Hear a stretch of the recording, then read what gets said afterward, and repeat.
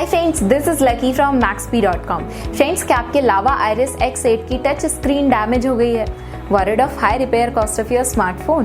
Don't worry, you can now buy high quality replacement touch screen for your original Lava Iris X8 at a very affordable price from Maxbhi.com and can fix your phone yourself at home or get it repaired by any professional very easily। जी हाँ दोस्तों, आप हमारी website Maxbhi.com से अपने Lava Iris X8 की नई touch screen खरीद के अब बहुत ही कम दामों में अपने फोन को सही कर सकते हैं। This touch screen is a 100% genuine quality product which works similar to your original product with a perfect fit for your Lava Iris X8। इस टच स्क्रीन को पहले हमारी क्वालिटी टीम द्वारा चेक और इंस्पेक्ट किया जाता है और क्वालिटी एश्योर होने के बाद ये टच स्क्रीन आपको भेजी जाती है। साथ ही साथ हर लावा आइरिस X8 की touch screen Maxbhi trust replacement warranty के साथ आती है, जिससे आप श्योर हो सकते हैं कि प्रोडक्ट खरीदने के बाद आपको कोई भी परेशानी नहीं आएगी। फ्रेंड्स, Maxbhi.com पर ऑर्डर करना बहुत ही ईजी और सिंपल है।